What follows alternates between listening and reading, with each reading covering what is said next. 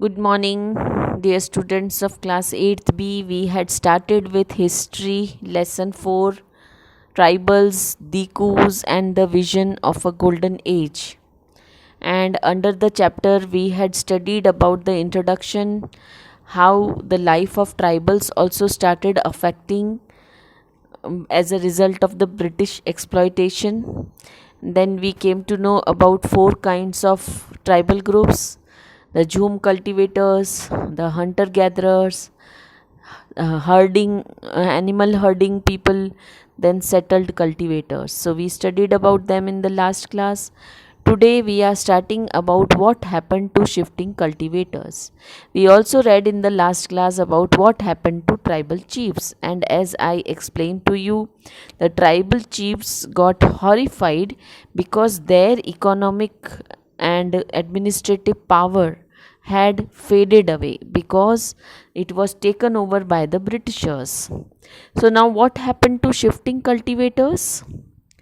The Britishers preferred that the more the cultivators are settled at one place, the more control they can keep on the peasants and these tribals. So the Britishers wanted the tribal groups to settle down to bring them under the ambit of revenue assessment. Britishers चाहते थे कि ये tribal groups एक जगह पर settle हो जाएं, shift कर करके इधर उधर खेती बाड़ी न करें. क्यों? क्योंकि इससे क्या होता था, ब्रिटिशर्स उनका रेवेन्यू असेसमेंट आसानी से कर सकते थे. And that is why what happened, the Britishers brought a land settlement introduction. Therefore the measurement of land took place. अब उनको बोला गया कि एक जगह पर सेटल होकर रहना शुरू कर दो, और जहाँ वो सेटल हुए वहाँ का वो लैंड मेजर करते थे Britishers. Some peasants were declared land owners and others as tenants as their tenants. तो कुछ को तो बोल दिया जो ज़मींदार थे, भाई आप इसके लैंड के ओनर हो गए, और कुछ को बोला कि आप इनके टेनेंट हो. टेनेंट मीन्स किराएदार. तो कुछ को तो ज़मीन रेंट पे मिली और कुछ को उनकी खुद की ज़मीन हो गई, यानी जो टेनेंट होगा उससे ये रेंट लेंगे लैंड ओनर्स, और ये लैंड ओनर्स फिर वो पैसा ब्रिटिशर्स को देंगे. तो इस तरह के ब्रिटिशर्स ने एक पॉलिसी लाई कि शिफ्टिंग कल्टीवेटर्स को कहीं ना कहीं पर सेटल होना पड़ेगा. And that is why this policy of Britishers of making the shifting cultivators sit at one place paid rich dividends to the Britishers. So now let us see what was the impact of forest laws on the lives of the tribals. The tribals were intimately connected with the forest. Intimate मतलब बहुत गहरा. Tribals मतलब जो tribes थे, है ना, जो पिछड़ी हुई जातियाँ थी, ये सब किससे ज़्यादा कनेक्टेड थे? फॉरेस्ट से. उनको जंगल वाला जीवन बहुत पसंद था, पेड़ पौधों से कनेक्टेड थे. बट क्या हुआ? ब्रिटिशर्स कुछ रूल्स लेकर के आ गए, कुछ रेगुलेशंस लाए, made them vulnerable as some forest were declared reserved forest and declared as the property of the state. लेकिन इनके जीवन को और दूषित कर दिया ब्रिटिशर्स ने. क्या कर दिया कि कुछ फॉरेस्ट को उन्होंने रिजर्व्ड फॉरेस्ट में डिक्लेयर कर दिया. And in your chapter it has been given that forest producing timber were called reserved forest. Reserved forest किसको बोल दिया ब्रिटिशर्स ने? किसको रिजर्व किया? टिम्बर का मतलब लकड़ी होता है.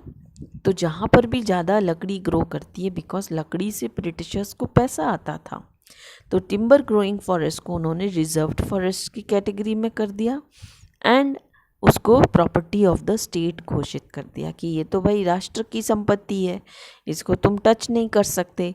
तो इस तरह के फॉरेस्ट लॉज का इम्पैक्ट ट्राइबल्स के ऊपर बहुत गहरा पड़ा.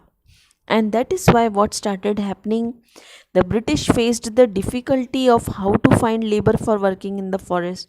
अब फॉरेस्ट में जाना इनका बंद कर दिया तो ब्रिटिशर्स को एक डिफ़िकल्टी होने लगी कि फॉरेस्ट में कोई काम करने वाला मिल ही नहीं रहा था.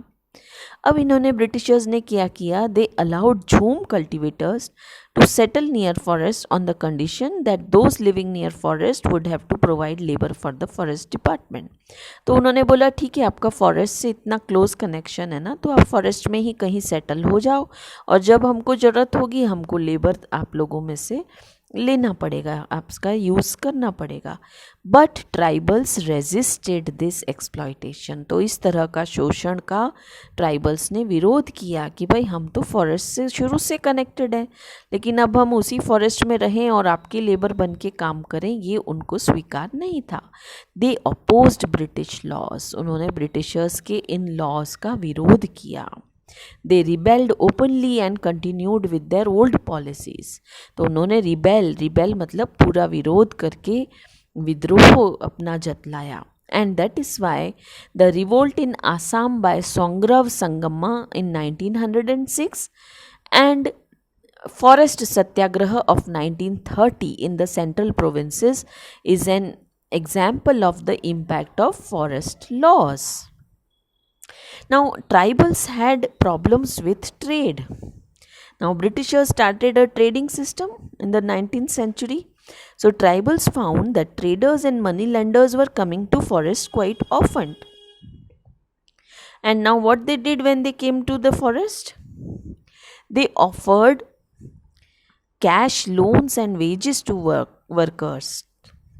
तो वो जो बाहर से मनी लैंडर्स ट्रेडर्स फॉरेस्ट में आते थे, ट्रेडर मतलब व्यापारी, मनी लैंडर मतलब जो ब्याज पर पैसा देते हैं, तो ऐसे मनी लैंडर्स और ट्रेडर्स जब फॉरेस्ट में आने लगे, वो इनको कैश में लोन का टेम्पटेशन देने लगे, या काम करोगे तो हम वेजेस दे देंगे, इस तरह का इनको ट्राइबल्स को ट्रीटमेंट दिया जाने लगा। ब्रिटिशर्स को क्या चाहिए था? They needed silk, so their motive was to make profit by exploiting the tribals as per their wishes. अब इनका शोषण वो लोग कैसे करते थे कि ये ट्रेडर जो संथाल्स थे हजारीबाग के, वो कोकून का रेयरिंग करते थे। अब traders of silk sent their agents to tribals. They bought cocoons from tribal growers at rupees 3 or 4 for 1,000. But in return, they sold it to Burdwan or Gaya at 5 times the price. So you can see what profits they were making. Huge profits. So traders and middlemen were making profits, but tribals, they weren't. So tribals came to know about their interests and shared and started maintaining distance from them.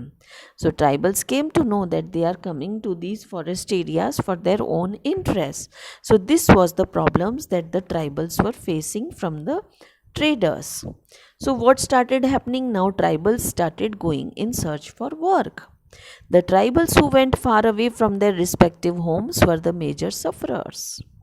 Plantation agriculture began in the late 19th century and they were employed in this industry. So they started working as laborers in these industries. Their position became pathetic as they were not allowed to go home.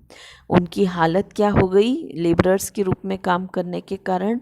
एक तो उनकी बहुत बुरी गति हो गई, उनको घर तक नहीं जाने दिया जाता था. But the contractors who paid them forced them to work for long hours at low rates.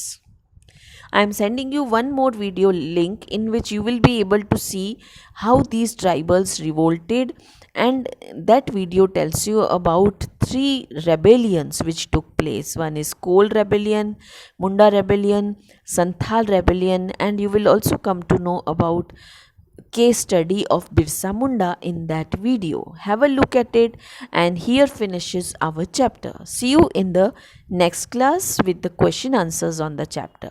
Thank you.